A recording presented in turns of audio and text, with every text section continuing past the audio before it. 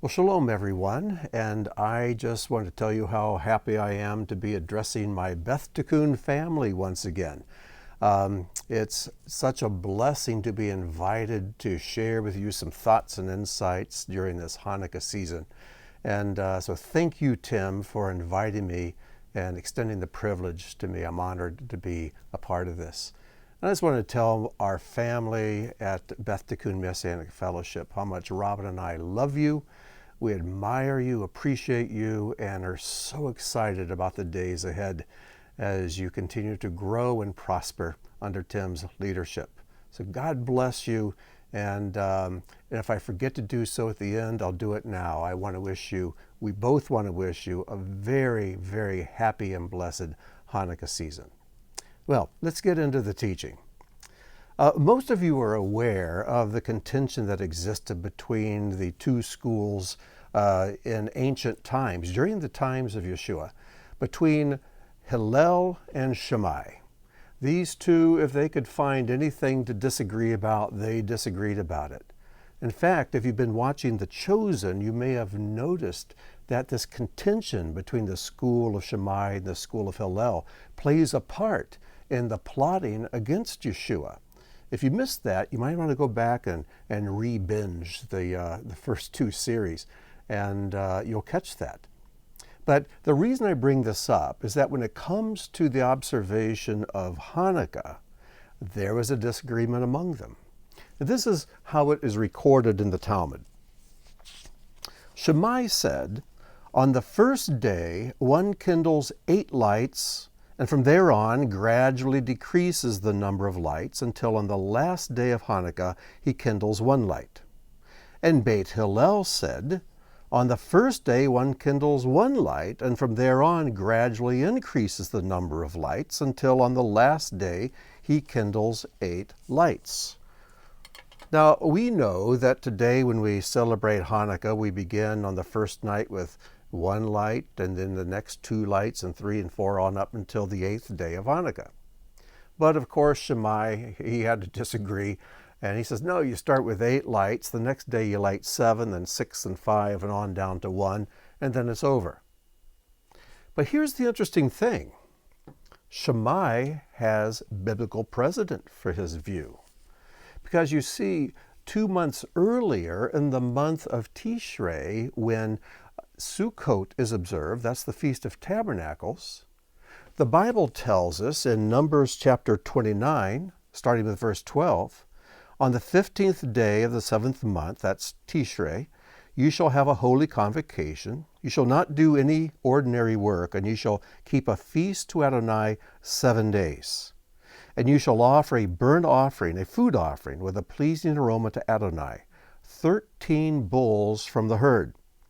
Then as you read on the 2nd day you offer 12 bulls. And on the 3rd day, 11, and then 10, 9, 8, 7. So over the 7 days of Sukkot, you decrease the number of sacrifices that are offered each day. So Shammai thought, on Hanukkah, we decrease the number of lights. Makes sense, doesn't it? But only if you're looking at the external things.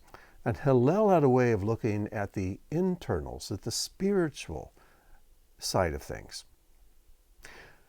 I want you to consider something. I know I usually have my iPad here so I can have graphics and verses and everything. I'm just going to talk to you today.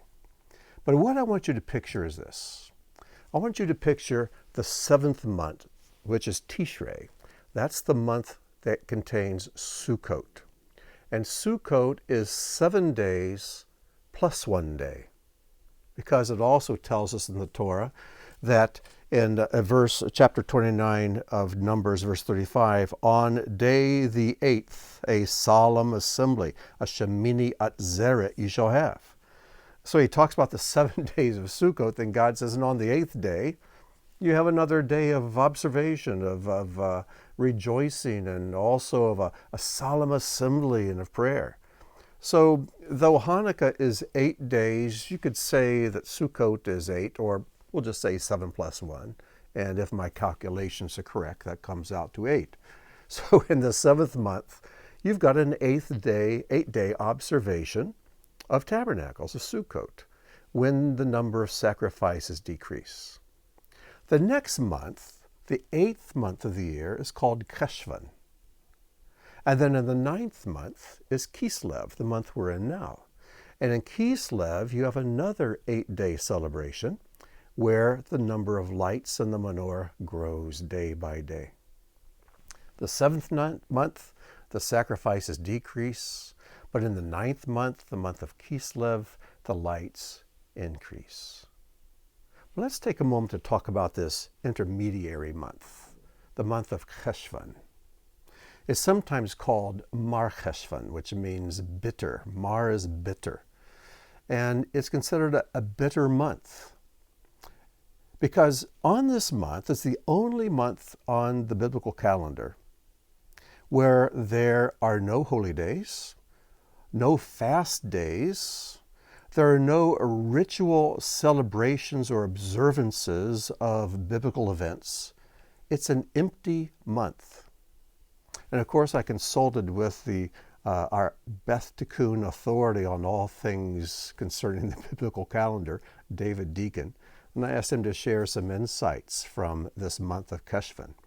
And he shared the things I just shared with you, but he also said this is the month when the rains really set in and winter really kicks in, and the coldness and the wetness is felt very deeply. And it's the days are getting very short, and it's a dark month, a cold, wet month, an empty month, and thus it's referred to as Mar Cheshvan, bitter Cheshvan. So we have this intermediary 8th month between all the celebrations of Tishrei, and then the celebration of light in Kislev. What are we to make of all of this? Well, in Tishrei, at Sukkot, we have the flesh of oxen being sacrificed, and other sacrifices as well. But the oxen, the number decreases. But here we have something very spiritual. Light is always a picture of the spiritual. And here we see the light increasing. It reminds me of the words of John the Immerser, where he says, I must decrease, but he must increase. And we can all make that our own statement of faith, that I must increase, but he must increase. I must decrease, but he must increase. And the way that happens is that our investment in the flesh must taper off. No, when we're young and we're full of excitement and we are trying to accumulate money and stuff and we're just embracing life with so much vigor. Those days eventually begin to wane as we age. And hopefully we'll begin to grow spiritually at an early age. And we'll see through the deceitfulness of riches and the deceitfulness of the temptations of the flesh and begin early to devote ourselves in growing spiritually, in growing in our light and in our dedication, which is what the word Hanukkah means, dedication. We'll grow in our dedication to God. And as the flesh decreases, the spiritual will increase. I want to share something with you. It's called in the Jewish faith, it's called stringing pearls. It's something that many of the Bible writers have done, and rabbis continue to do today, and I'm going to take a stab at it myself. Stringing pearls is when you take a particular theme in Scripture and you pluck the verses from various places in the Scriptures that have to do with this theme, and you string them together like pearls on a string. And it creates this beautiful message, panorama, so to speak, of this theme. Because we know that every part of the Bible is connected to every other part, so why not take those things that have to do with this topic that we're about to address, which is the topic of the flesh versus the spirit. Now keep in mind that we are souls. We have a body, and you've heard me say this so many times, we have a body made of flesh. It's born, it lives, it dies. But we also have a spirit, which is that spark of God, which is eternal and is to grow and to become brighter and brighter. And we need to transform more of our energies, to transfer them more from the flesh and into the spiritual things, to pursue spiritual excellence. And this is very difficult, if not impossible, for some people. For some people just cannot see or understand the things that are spiritual. So let me go through this string of pearls, and then we'll revisit this. These passages come from various places in the Brit Kadashah, from John's Gospel, from Romans and Galatians, and they will all be in your notes, and you can read them for yourself.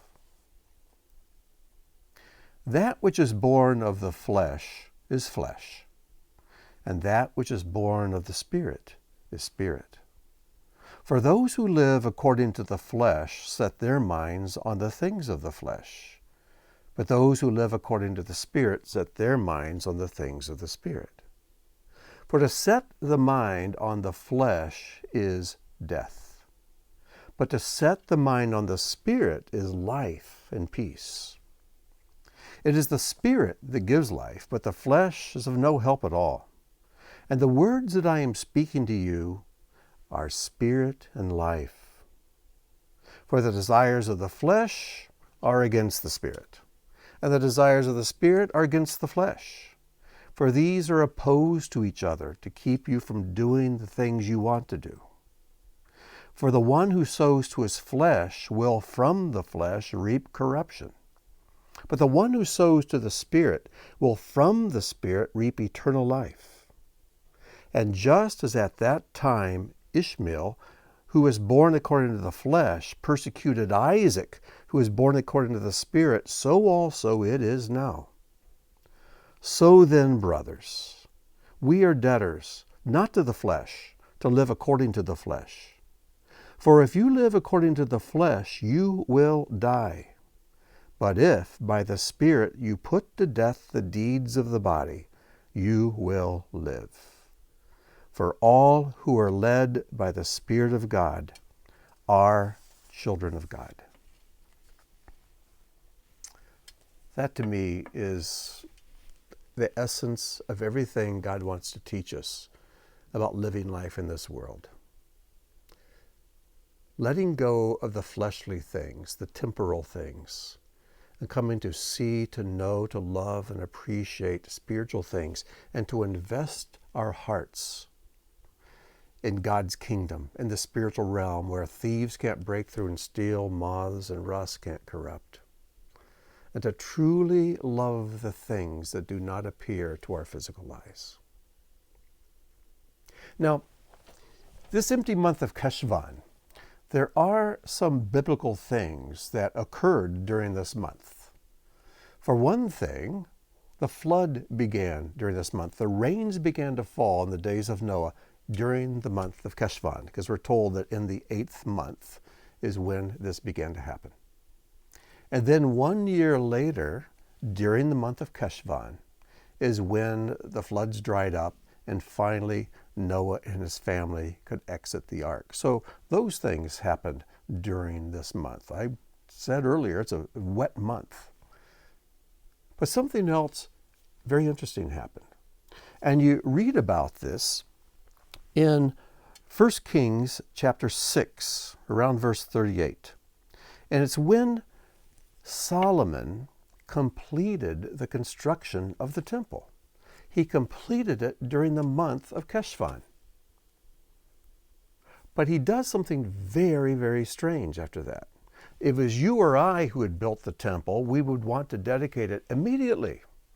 I mean, it's done. Let's get things going. Let's start worshiping here and begin the sacrifices and invite God to come and inhabit the house we've built for him.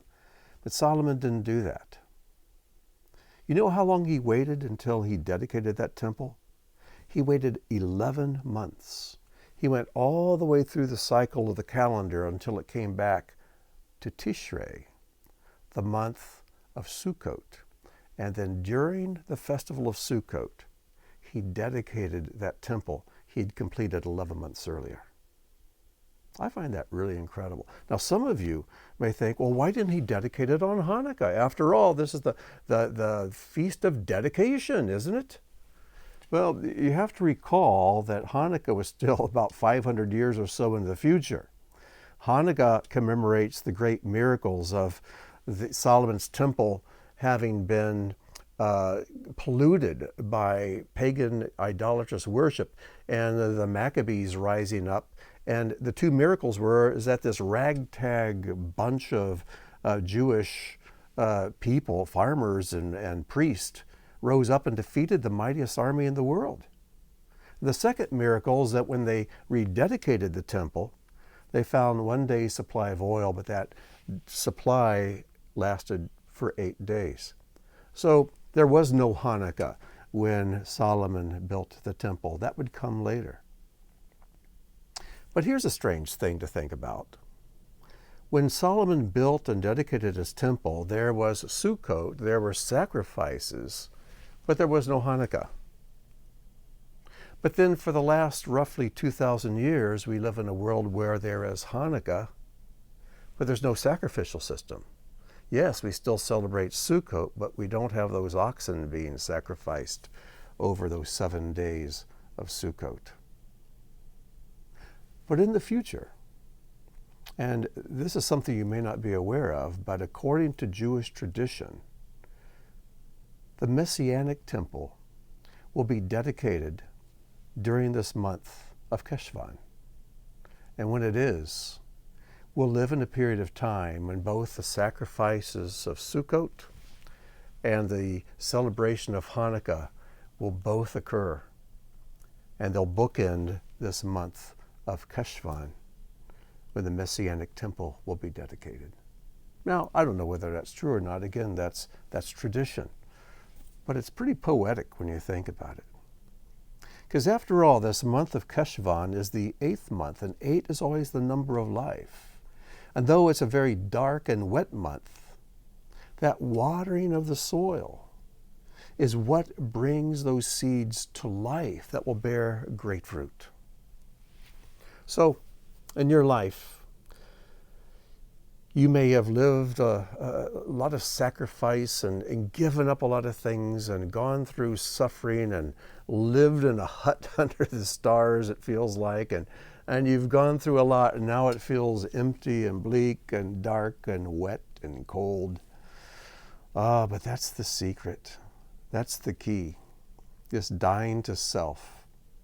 This moving from the past and into the future is when the warmth and the beauty and the light of Hanukkah can really become alive in your soul and in your spirit. Because God calls us to be bright lights in this dark world. And the world is dark.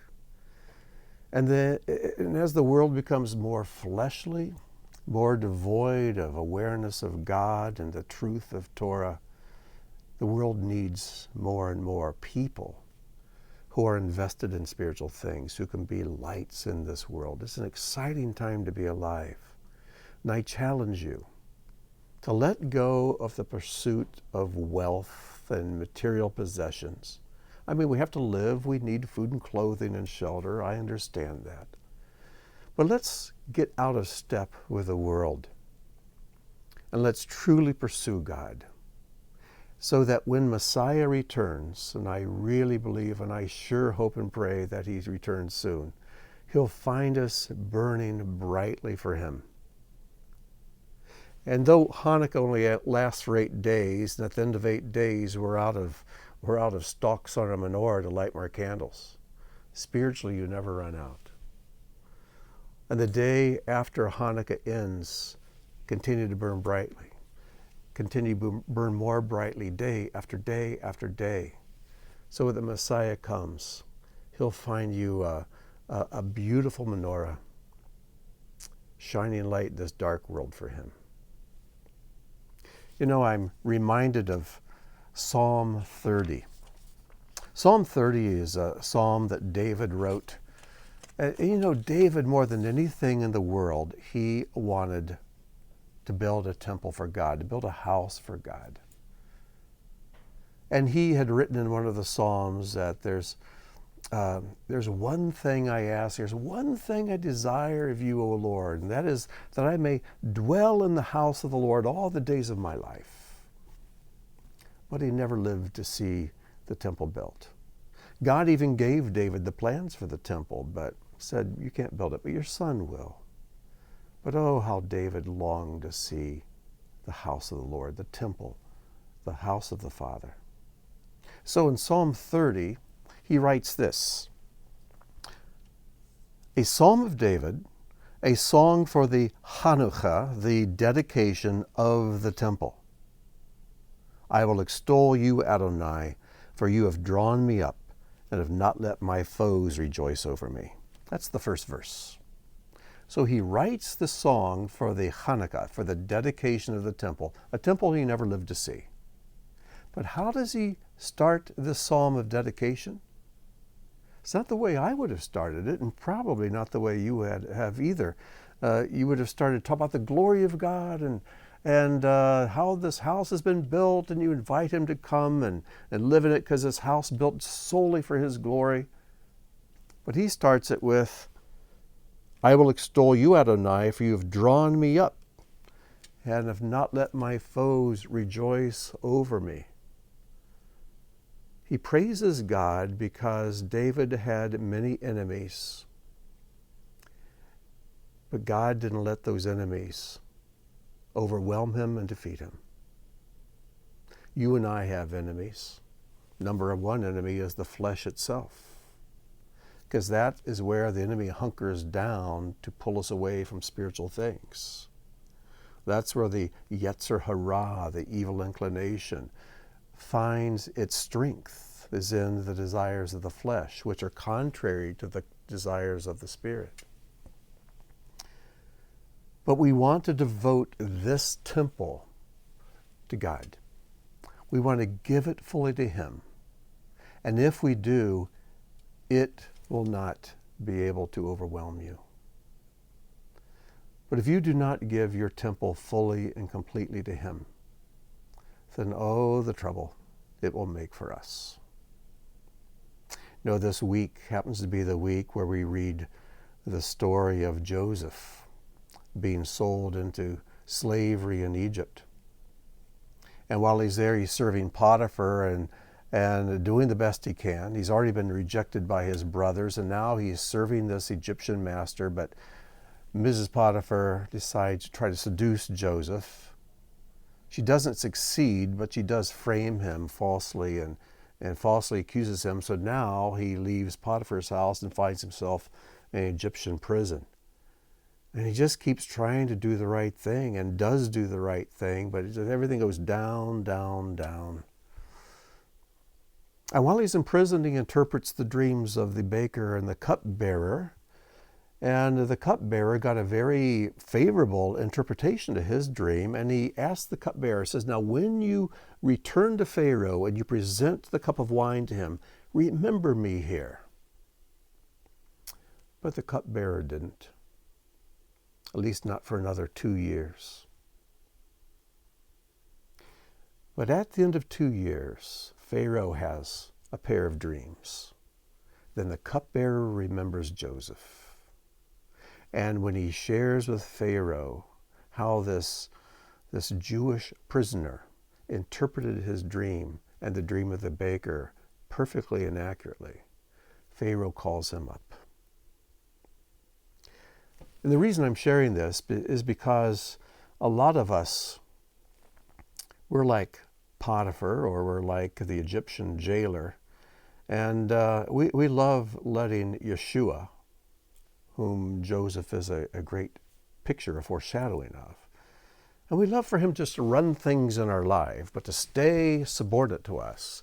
Yeah, you keep the household running. You keep the jail running. You just make sure the books are balanced and you bring blessing and prosperity, but you just stay put.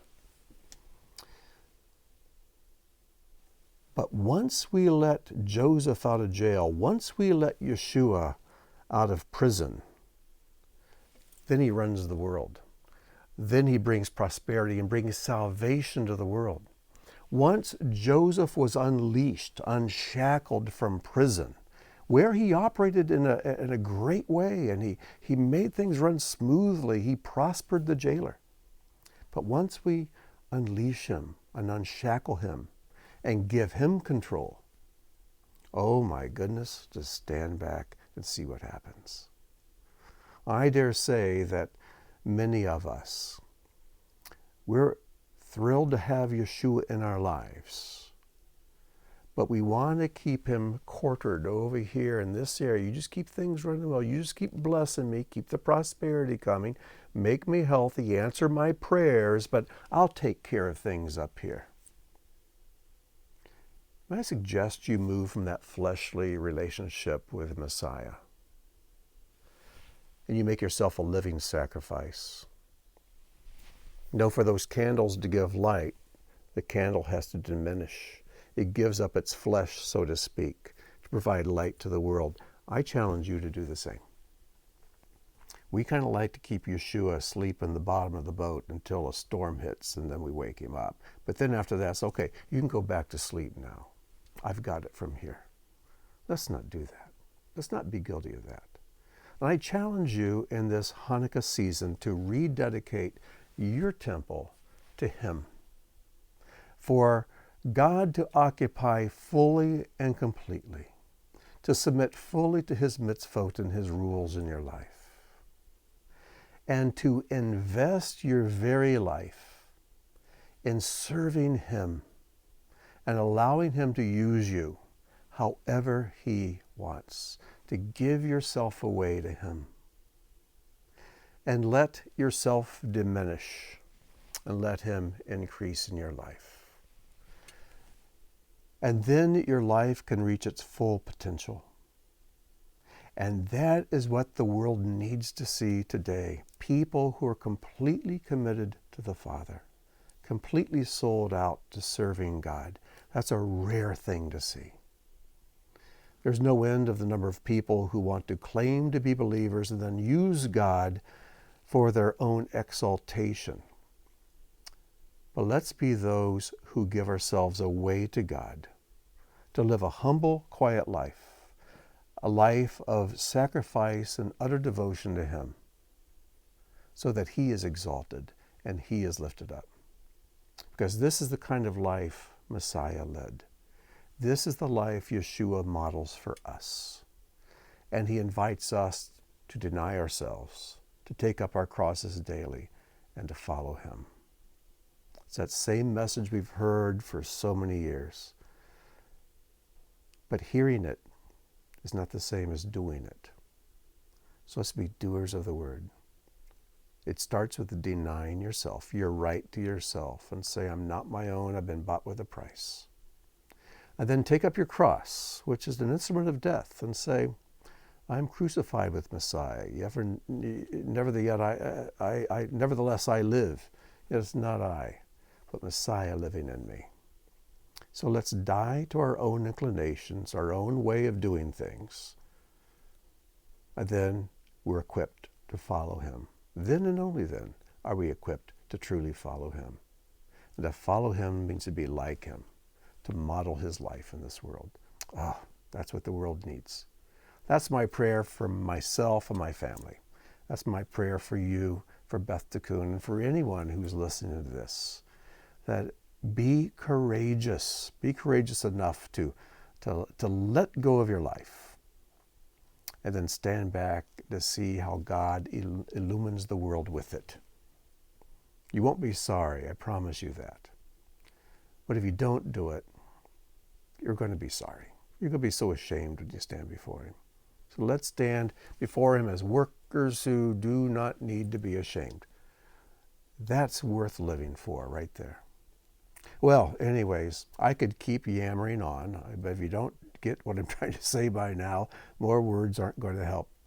So I just want to thank you for listening, and again, thank you for Tim for allowing me to address my Beth Tikkun family. We love you all so much, and God loves you even more, and he really wants to make the most of our days here in this world.